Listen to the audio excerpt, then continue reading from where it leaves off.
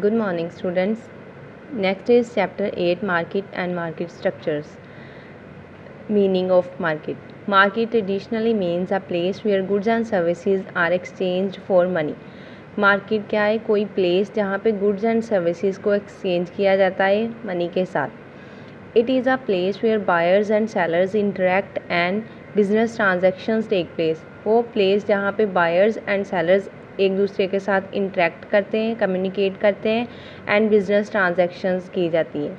From seller's viewpoint or on the basis of the competition, a market may be classified into following types, that is perfect competition market and imperfect competition market.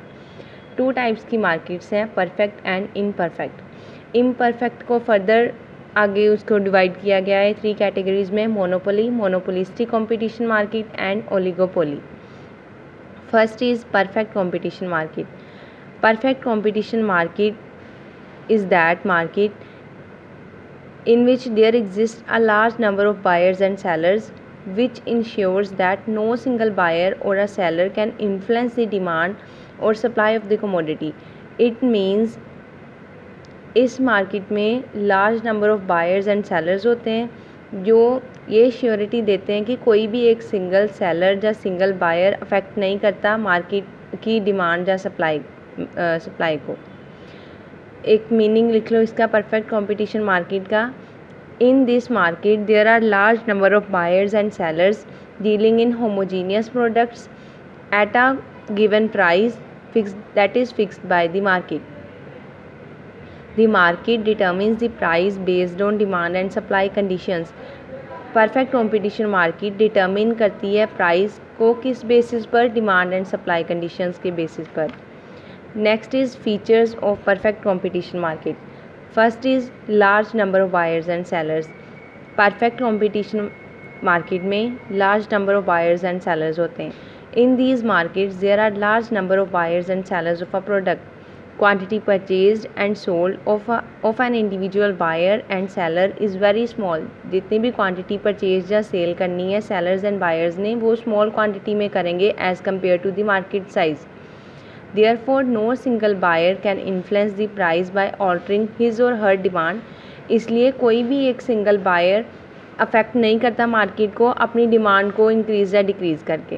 And no single seller can influence the price or the market by reducing or increasing the supply. इसलिए कोई भी एक seller पूरी market को affect नहीं करेगा अगर वो अपनी सप्लाई को इंक्रीज या डिक्रीज कर दे, क्योंकि large number of sellers and large number of buyers हैं. Second is homogeneous product. Perfect competition market में जो भी प्रोडक्ट्स होंगे वो सेम नेचर के होंगे. Homogeneous products mean same nature के products. The products of all the sellers in perfectly competition market is homogeneous. The products sold by various sellers are similar in shape, size and price, shape and size and all other features that are perfect substitutes. Products सारे same size के, same nature के होंगे. Therefore if one seller increases his price, consumer may easily buy the product from the other sellers. इसीलिए एक reason है कि क्यों seller affect नहीं करता, क्योंकि अगर सेलर प्राइस इंक्रीज़ कर देगा तो कंज्यूमर दूसरे सेलर से सेम प्रोडक्ट परचेज़ कर सकते हैं. इसलिए no single seller can increase the price fearing loss of the revenue as consumer may move on to the other sellers. कि उसे लॉस हो जाएगा, उसकी इनकम पहले से कम हो जाएगी, इस डर से वो प्राइस इंक्रीज़ नहीं कर सकता. क्योंकि किस रीज़न से? क्योंकि कंज्यूमर्स जो हैं वो बाकी सेलर्स के पास जाकर सामान बाय कर सकते हैं. Third is perfect competition. Perfect knowledge. जो भी बायर्स एंड सेलर्स हैं उनके पास एक प्रॉपर नॉलेज होनी चाहिए प्रोडक्ट्स की.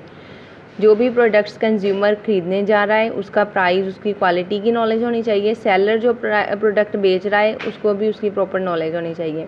Under perfect competition the buyers and sellers have perfect knowledge about the prices of the products being offered. दोनों के पास एक प्रॉपर नॉलेज होनी चाहिए.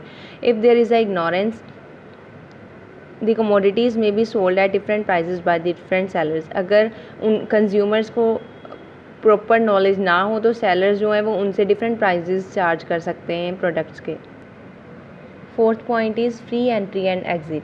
परफेक्ट कंपटीशन मार्केट में कोई भी फर्म्स जो हैं फ्रीली एंटर हो सकती है इस मार्केट में और फ्रीली एग्ज़िट भी हो सकती है. The firms have no restriction to enter or exit the market, कोई रिस्ट्रिक्शंस नहीं है, नो लीगल बैरियर्स, कोई लीगल बाउंड्रीज नहीं है, प्रॉपर वो फ्रीली एंटर हो सकते हैं। Therefore when the firm make more profit, अगर फर्म्स जो ज़्यादा प्रॉफिट अर्न कर रही हैं, this would attract many new firms, उनकी वजह से मान लो कि 4 फर्म्स हैं, 4 इंडस्ट्रीज़ हैं जो बहुत ज़्यादा प्रॉफिट अर्न कर रही हैं, अगर वो फर्म्स प्रॉफिट अर्न कर रही हैं तो उनकी वजह से उनको देखकर बाकी की फर्म्स भी एंटर हो जाएंगी इसी मार्केट में। This would attract the many new firms, and जिसकी वजह से अगर न्यू और ज़्यादा फर्म्स आ गई हैं, एंटर हो गई हैं, उनकी वजह से जो पहले कंज्यूमर इन्हीं 4 सेलर से, इन्हीं 4 इंडस्ट्रीज से सामान खरीदता था, अब और 4 आ गई हैं, न्यू अट्रैक्ट हो गई फर्म।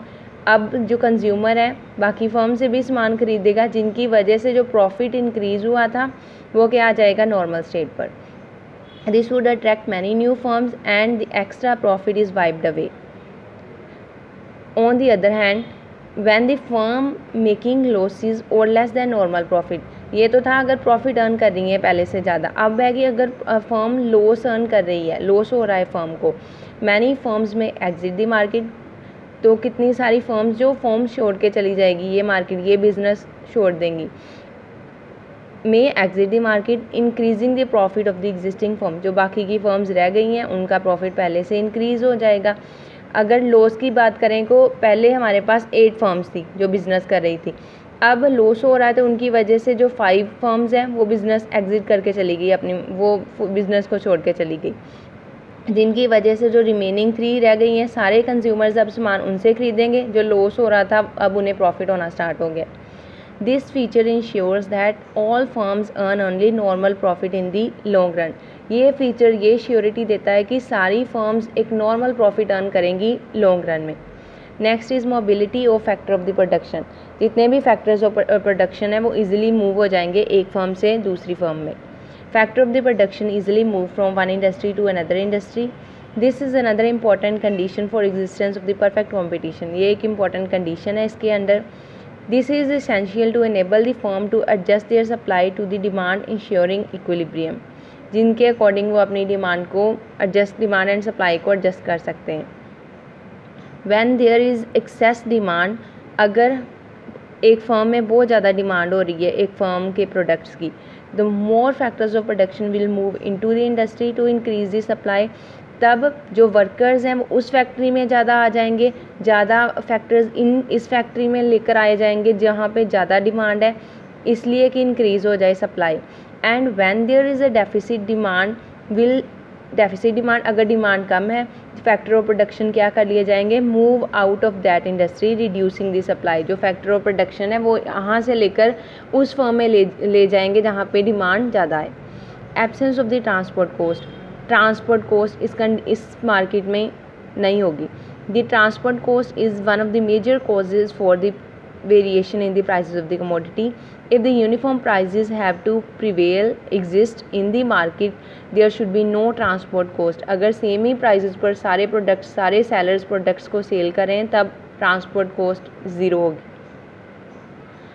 नेक्स्ट पार्ट जो firms equilibrium in long run under perfect competition, वो डिलीट हो गया सिलेबस से। And chapter cost and revenue का प्रोड्यूसर्स इक्विलिब्रियम भी डिलीट है, इसके बाद सारे टॉपिक्स कट हो गए हैं इस चैप्टर के।